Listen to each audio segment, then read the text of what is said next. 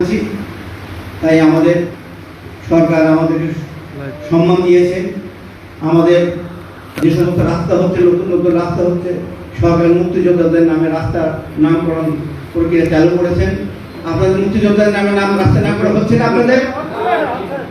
আমি মাননীয় চিফকে বলে যাচ্ছি, আরো যেন আমাদের আয়ুকাল প্রায় শেষ, আয়ুকাল আর নাই, সবাই 70-এর উপরে আমরা আছি। যে কোনো সময় প্রত্যেক দিন আমরা দেখি একজন দুজন করে, আমাদের উপজেলায় দিকে একজন দুজন করে প্রত্যেক দিন একজন দুজন মরে যাচ্ছে। আমরা জীবিত থাকতে যাতে আমার সম্মানটুকু দেখে যেতে পারি, সেটি আমাদের কামনা। এটা আপনাকে অনুরোধ রইল। আমাদের মুক্তিযোদ্ধাদের বঙ্গবন্ধু কন্যা সম্মান দিয়েছেন।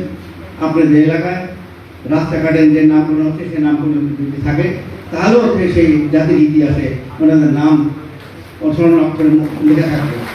এইটি আপনাদের আমাদের এলাকায় আমি পড়ে যাচ্ছি, যত রাস্তা আছে, রাস্তা হচ্ছে, আমরা চেষ্টা চালিয়ে যাচ্ছি, যত মুক্তিযোদ্ধা আছে তাদের নাম করে রাস্তাগুলো করে যাচ্ছি। কারণ এই যে শেষ সময়, আপনার সময়, আপনাদের সময় নাই। 70 কোটি পা দিয়েছেন আপনারা, কেউ 80 কোটি পা আছে এখন। যে কোনো সময় আপনারা আজ আছে কাল নাই। সুতরাং আমাদের আপনাদের রাস্তাটা দেখে যেতে পারেন। এই যে শান্তি, এই শান্তি সত্যি পরিবারের শান্তি, মুক্তিযোদ্ধাদের শান্তি, জনগণও চায় আপনাদের নামে রাস্তার নামকরণ করা হোক। কারণ এখানে বিভিন্ন প্রভাবশালী লোকেরা তারা চায় তাদের নামে রাস্তা।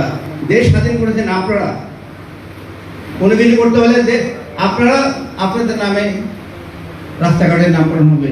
ইদানিং এই মাত্র কয়েকদিন আগে একটা অর্ডার এসেছে, প্রত্যেক উপজেলায় একটি করে সরকারি স্কুল হবে, যেটা মুক্তিযোদ্ধাদের নামকরণে হবে। নামকরণ মুক্তিযোদ্ধা, এই মাত্র 7 দিন আগে আমি একটা অর্ডার পেয়েছি। শুধু এইটা বঙ্গবন্ধু কন্যা কিভাবে মূল্যায়ন করছে, সরকারি যে স্কুলটি হবে সেটা মুক্তিযোদ্ধাদের নামকরণে সেই স্কুলটি হবে। সুতরাং আমরা মান সম্মান সব দিক দিয়ে পেয়েছি। এখন কথা হলো আমাদের সময়, আমি যখন জামুকাতে ছিলাম, আমি যাচাই বাছাই কমিটিতে ঢাকা ডিভিশনের দায়িত্বে ছিলাম।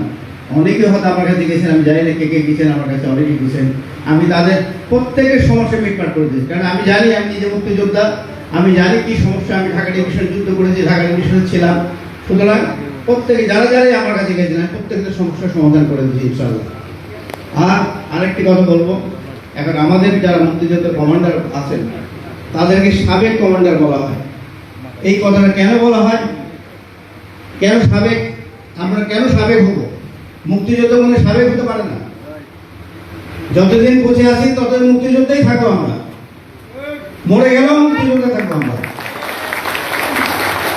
তাই আমি লিটন চৌধুরীর সঙ্গে আহ্বান জানাচ্ছি, আমরা গিয়ে নেক্সট টাইম আমরা গিয়ে মুক্তিযোদ্ধা মন্ত্রীর সঙ্গে বলবো তাড়াতাড়ি করে আমাদের মুক্তিযোদ্ধা সংসদের নির্বাচন দেয় এবং তাদের কমান্ডার তাদের হাতে ছেড়ে দেয়। আর সময় নাই, সময় থাকলে, লম্বা সময় থাকলে ঠিক আছে, আমরা বুঝে নেন কি করা যায়, কিন্তু আমাদের তো সময় নেই, একদিন একদিন মরে যাচ্ছে। সুতরাং আমাদেরকে সম্মান দিতে হলে আপনিও যাবেন, আমরাও যাব, মুক্তিযুদ্ধ মন্ত্রীর কাছে গিয়ে বলবো আমাদের ডেমোক্রেটিক ভাবে নির্বাচন দেন, যে নির্বাচনে জিতবে সেই কমান্ডার হবে, এবং সেটা ইউনিয়ন কমান্ডার হবে, উপজেলা কমান্ডার হবে। তাই তো নাকি? আমরা তাই চাই। কারণ আমি মুক্তিযোদ্ধা হিসেবে আপনাদের আমি ফিল করি আমরা কতখানি যুদ্ধে কত সাহসিকতা নিয়ে যুদ্ধ করেছিলাম। যে কোনো মোমেন্টে আমাদের মৃত্যু হতে পারে, যে কোনো মোমেন্টে রাজাকার আমাদের ধরিয়ে দিত, যে কোনো মোমেন্টে আর্মিরা আমাদের গুলি করে মেরে ফেলতে পারত। কিন্তু আমরা আজকে যারা বেঁচে আছি তারা সৌভাগ্যবান যে আমরা এখনো বেঁচে আছি। আমাদের মধ্যে অনেক মুক্তিযোদ্ধা শহীদ হয়েছে, সেই শহীদদের কথা মনে করলে এখনো আমাদের কান্না আছে। যারা শিবচর বা ডেমোফাইল মুক্তিযুদ্ধময় উন্নত শিবচর সহ তাই আপনারা আজকে আর একটি কথা, আমি যখন 8 সালে ক্ষমতায় আসি, আওয়ামী লীগ 8 সালে ক্ষমতায় আসে, তখন দেখেছিলাম আমাদের বীর মুক্তিযোদ্ধাদের মধ্যে অনেকেই অন্য দলে চলে গিয়েছে, অনেকে বিএনপি জয়েন করেছিলেন। আমি তাদেরকে ডেকে বললাম, তোরা কারটাকে যুদ্ধ ক্ষেত্রে গিয়েছিল? কোন ক্যাম্পে ট্রেনিং নিয়েছো?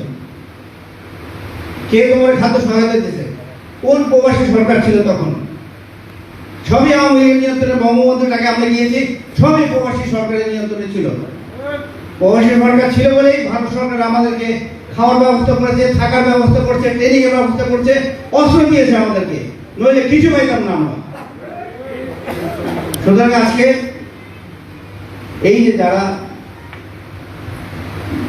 ত্যাগ করেছেন, দল ত্যাগ করে অন্য দলে গেছেন লোভের আশায়, আপনাদের কি দিয়েছে? কত টাকা বরাদ্দ দিয়েছিল, কত টাকা ভাতে দিয়েছিল, আর এখন কত টাকা বরাদ্দ পাচ্ছেন? প্রধানমন্ত্রীকে ধন্যবাদ জানাতে হয়, সবাই মিলে প্রধানমন্ত্রী প্রতি ধন্যবাদ জানাই এবং হাততালি দিয়ে তাকে অভিনন্দন জানাই আমরা। তিনি আমাদের কি না করেছেন আমাকে বলুন। সুতরাং আজকে মুক্তিযোদ্ধারা আমরা শেষ হয়ে যাচ্ছি, কিছুদিন পর আর 10-15 বছর পর, 20 বছর পর আমরা কেউ থাকবো না। আমি আমার এলাকায় বলেছি যে স্বাধীনতা দিবসে কি আমাদের বিজয় দিবসে যখন আমরা অনুষ্ঠান করি, মুক্তিযোদ্ধাদের জন্য একটি সিট রাখা হয়। আমি বলেছি যখন মুক্তিযোদ্ধা কেউ থাকবে না, ওই চেয়ারগুলি রাখা থাকবে, চেয়ারগুলি খালি থাকলেও চেয়ারগুলি থাকবে, চেয়ার থাকবে সেখানে।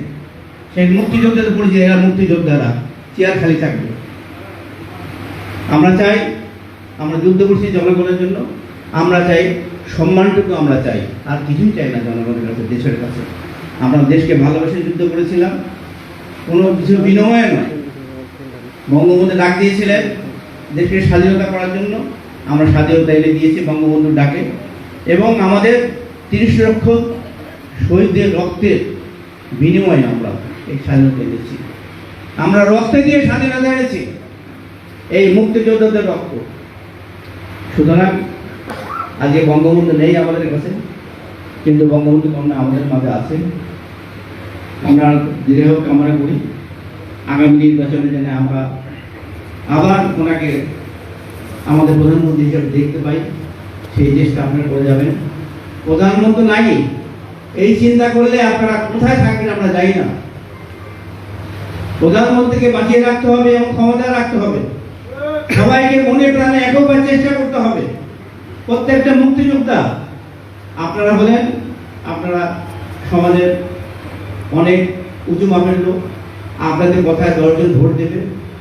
আপনারা যদি বলেন, এই যে সমস্ত সিনিয়র লোক যারা আছে তারা যদি জনগণের কাছে যান, জনগণ তখন আপনাদের কথা বিশ্বাস করবে, আমাদের পোলাপানদের কথা অনেকে বিশ্বাস করবে না, আপনাদের কথা কিন্তু ভোট দেবে।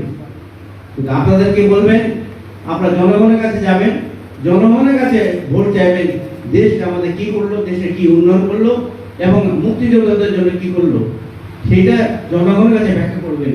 আজকে যে পদ্মা সেতু, আজকে পদ্মা সেতু, আমি এই প্রথম আসলাম পদ্মা সেতু, কারণ পদ্মা সেতু বলা হয়েছিল 22টি জেলার পদ্মা সেতু। আমি বলেছিলাম 22টি জেলার না, সমগ্র বাংলাদেশের পদ্মা সেতু। তাই সেদিকে আমি এই অনুষ্ঠানে না গিয়ে আমার এলাকায়, আমার জেলায় অনুষ্ঠানটি করেছিলাম, যাতে করে জনগণকে বলতে পারি আমরাও সেই পদ্মা সেতুর অংশীদার। আমরা সেই 22টি জেলার লোক না হলেও আমরা নারায়ণগঞ্জ জেলা সেই 22টি জেলা অংশীদার হিসেবে আর বেশি দিবসটি পালন করছি, আলু উদ্বোধন দিবসটি পালন করছি আমরা। আজকে আমি এই প্রথমবার আসার সময় এত সুন্দর রাস্তা, আমি গাড়ি করে আস্তে আস্তে মধ্যে রাস্তায় ঘুমিয়ে গেছি। আমার পাশে যে লোক দাঁড়িয়েছে ওঠে না কেন, প্রায় 50 দেখে বসছে। আমি এত কি যে রাস্তা করছে মাননীয় প্রধানমন্ত্রী শেখ হাসিনা, আয়সা পদ্মের দেখি পদ্মা সেতু, আর পদ্মা সেতু দেখে আবার কত মন ঘুরে গেল, কি ছিল কি হলো। আমরা কোনো কিছু কোনো কাজে আমরা এরপর আসতে পারতাম না, এই ফেরির ভয়ে আমরা এখানে আশাই ছেড়ে দিয়েছিলাম। আমরা কোনো কিছু যাইতে হলে সে যশোর প্লেনে করে যেতাম, প্লেন করে যেতাম, কিন্তু এইসব দৃশ্য দেখা হলো না। মাননীয় প্রধানমন্ত্রী কি কাজটি করে দিয়েছেন, 5 মিনিট 6 মিনিট ব্রিজ পার হয়ে গেলাম, তারপর আবার সুন্দর রাস্তা।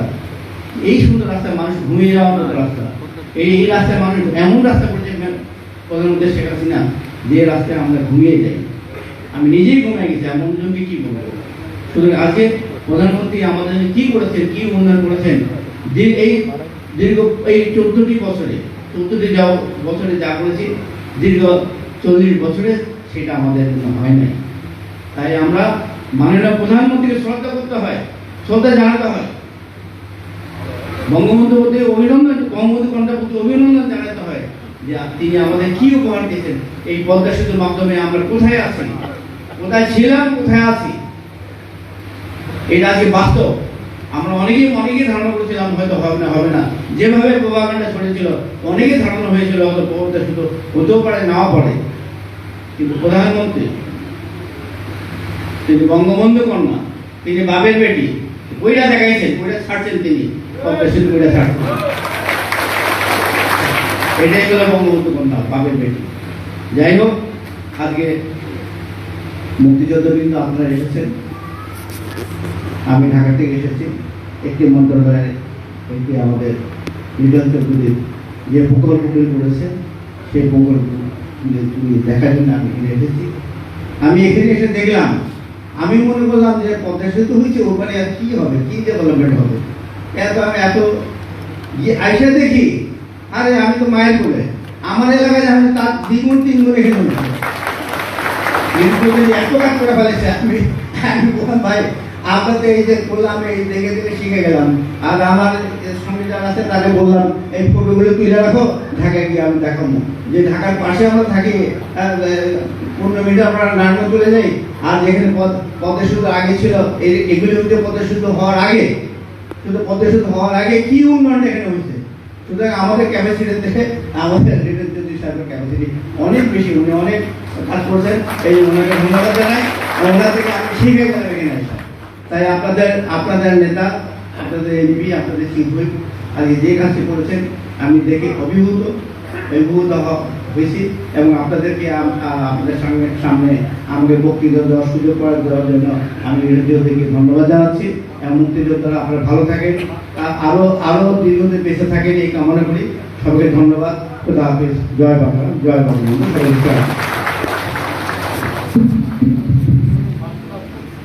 ধন্যবাদ মাননীয় মন্ত্রী মহোদয়কে।